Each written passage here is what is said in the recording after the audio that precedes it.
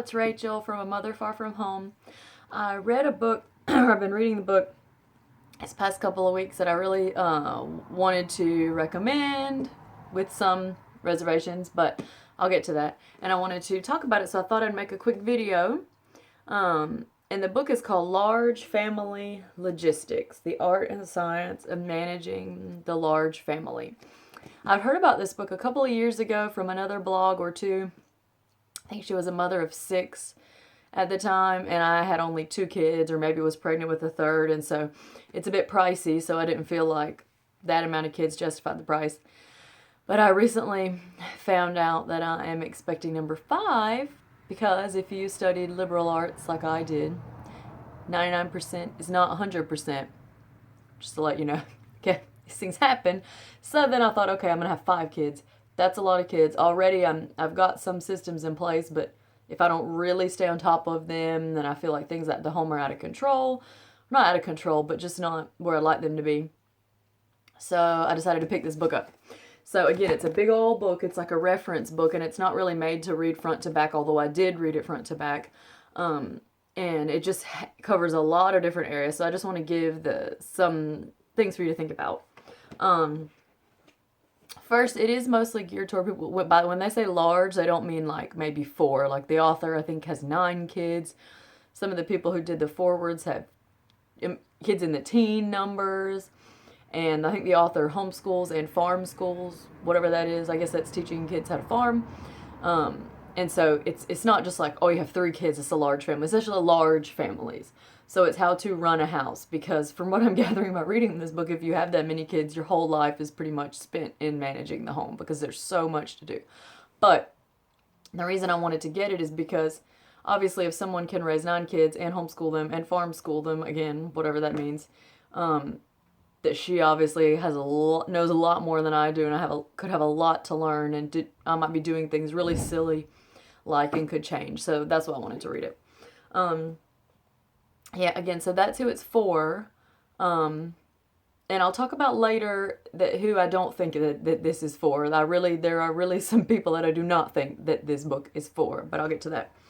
So what I did love about it is its practical nature. So, I mean, you know exactly how she does things. She goes into great detail if it's talking about the cleaning or the cooking or whatever. It's not like, I have a good system. A system will change your life. Moving on. It's like exactly what she does. And I find that helpful because, and I think many moms do too, we want to know exactly what somebody says when they mean they do X.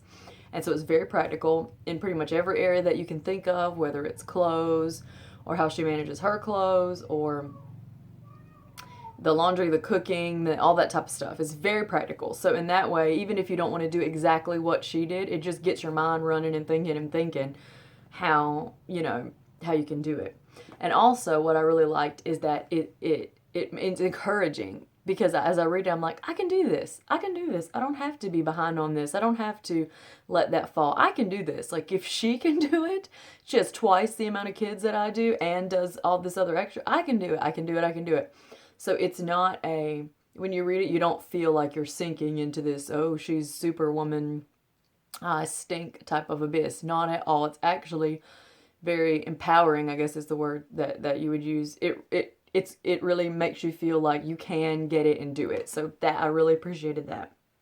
Also, one thing she talks about quite a bit, I just want to keep putting it up here so you remember what I'm talking about, but she talks a lot about sibling pairing. Now, with mine, mine are 4, 3, 2, and 1, and they're about to, 5, 4, 2, and 1 in the next month. But so her kids are far more spread out. If you have 10 kids, of course, they're usually far more spread out. But she talks a lot about sibling pairing. So that's pairing an older child with a younger child to do something. So, and I mean, like, I guess when I say it, it seems like duh, but I think that's an amazing idea. And I actually do that sometimes with different activities at home, or not an activity like a play activity, but I might get my 4-year-old to watch the baby in a room while I do something, and I say, can you watch of course I go check up, but I've given her that task to watch him, and then she feels like she's responsible, so she'll play with him or whatever. But this one might be, you might pair a 10-year-old with a 3-year-old for the 10-year-old to show the 3-year-old how to sweep or whatever it is.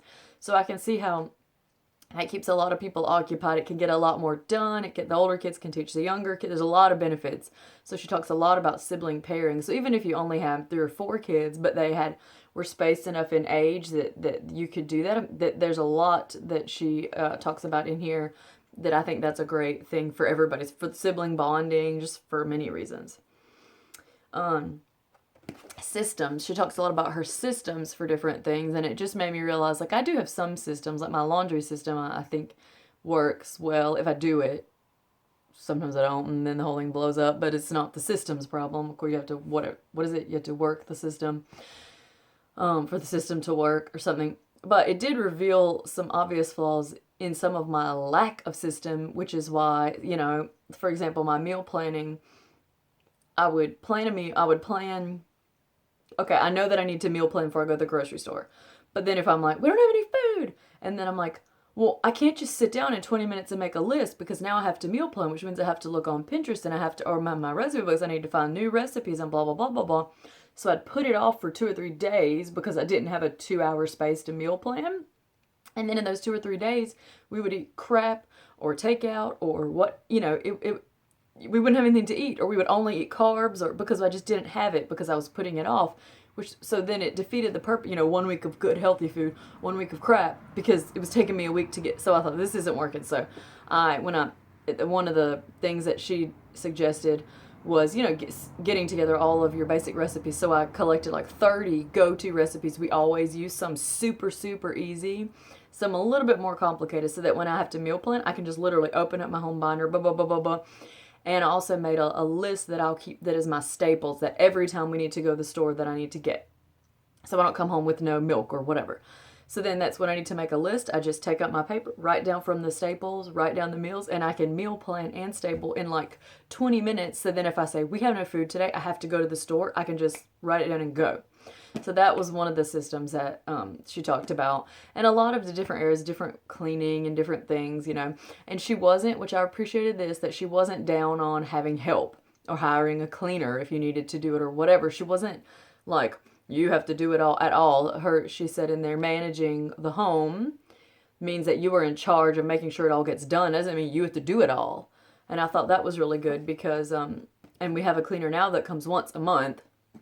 But whenever I was pregnant and when we lived in Australia and I didn't have family near, I had a cleaner come every 2 weeks, just because it killed me that it wasn't that clean, but it wasn't something that I was able to do at that time. So I appreciated there was no shaming about hiring help, Yeah, and just different things about, like asking your husband what types of things that he might want you to do during the day with the kids, or also lots of, not just like put the kids to work, there was lots of fun and special things you can do with the kids, traditions and things like that. So I really did appreciate it. It's about 300 pages. So I think if you feel like you're floundering, if you have 2 or 3 kids, but you want more, or if you already have a lot of kids and everything's just going to pot, this is a really good book, honestly. I've tagged mine and written all over it. I don't know if it'll show up, but I've highlighted and wrote all over it. So I did appreciate that. I think I will look to this often in the future. Some things that I would say that I don't necessarily recommend. I wouldn't just recommend this to everybody. That's why I hope if in person I would want to know the husband and the wife a little bit before I recommended it, because I felt like it was very fundamentalist, if that makes sense. Not just biblically fundamental. I mean, it's obviously written for Christians. She talks about that and gives lots of scripture throughout the whole thing, which I think is great. But it's very much like alpha male, beta female. I don't know if you can say that. I mean, in certain parts really made me give the side eye, I mean, I have a heart for women in abusive marriages. Now, I'm not in one at all, so I'm not coming from that perspective, but like part of one of the things that she mentioned that I kind of thought like, I don't think so, was to basically for what you should do all throughout the day. You should sit your husband down, find out what his goals are, and then do them all day, every day. That's basically exactly what it said. I'm not even taking that out of context. So, of course, we want to know what our spouse wants the kids to know, or our values together. Of course, but there were quite a few things in there that I thought, No, like you don't have to stop whatever you're doing at 4 to make sure the entire house is clean so that if your husband comes home, he's not stressed all night. Like he could actually come home and help, or do you know what I'm saying? So I think if I felt like there was a super alpha male man and the wife was like really kind of submissive and always wanting to please but was never measuring up, I would not recommend that she read this. If that's how you are, if you feel that your husband's very critical or demanding or always want things a certain way and you feel like you're never good enough, do not read this book. Do not read this book because it'll just, I feel like it kind of, it would be, I think it would be written for a very strong alpha male who was kind and a very, I guess, strong and, I don't know. I just think it could be not good in some type of family scenarios. I really don't think that some of the things that she mentioned seems very healthy. Like a woman was not only created to just do all day long what her husband thinks. I mean, I don't even know what else to say. Obviously not. Part of it also does assume you homeschool, so she's big on the homeschooling thing, which is fine. Homeschooling, I'm not going to. I don't have plans right now, although it's appealing to me. But so it's not like she has big sections on how you homeschool per se. So if you don't homeschool, you can still read it. It's fine. But she does assume that you homeschool, which I actually think that means that the systems and things she has in place are even more practical and helpful, because if you don't homeschool but yet you're still at home, then you're going to have a lot more time than say she does. Although your kids won't be home to help, I guess. I will say if you just have 2 or 3 kids, this book's going to be overkill to you. You're going to be like, why do you need to be so organized? Like, just be spontaneous, let it go. So if you have 2 or 3 kids, but you plan on having quite a bit more, then I think it's a good read. But if you have 2 or 3 and that's all you want, you're going to think this is complete overkill. And I would have 2 when I only had 2 or 3. But then I had 4, and now that I'm expecting 5, it's not overkill. Like, because things you can do with 2 or 3 that just skirt by that don't matter. Like, oh, you don't really, I mean, you don't got to do laundry for a week or 2. When it all piles up, you just do it. Whatever. And that's fine. That's how most people are, or that's how many people are. But then if you have 4 kids or 5 kids, and that you can't just do those things, because then it's 3 days and laundry is a huge mountain instead of a week and a half. Or if you don't go grocery shop, like this often happens to me, is that I make food and there's not enough for us. Like I don't understand portion size. So if you don't have the amount of groceries, you're actually not being able to feed everybody. Or if you just think, I'll just pop to McDonald's, if you have 5 or 6 kids, even if you go on the value meal, you spend $40 at McDonald's. Who wants to spend $40 at McDonald's, So, again, if you only have 2 or 3 kids, this is going to be overkill for you. It's obviously written for large families, and by large, 3 kids is not large. I had somebody tell me who had 9 or 10 kids, a midwife, one time say she thought large began at 5.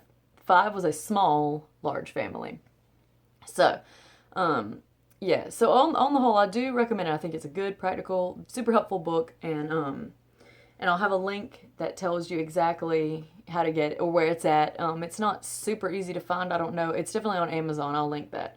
But it was sold out for a time and came back. I think the foreword's done by Michelle Duggar, so it's written for people who have lots of kids. So anyway, I hope this review was helpful. If you have any questions, just ask them, and I'll try to get back to you and answer them. Thanks.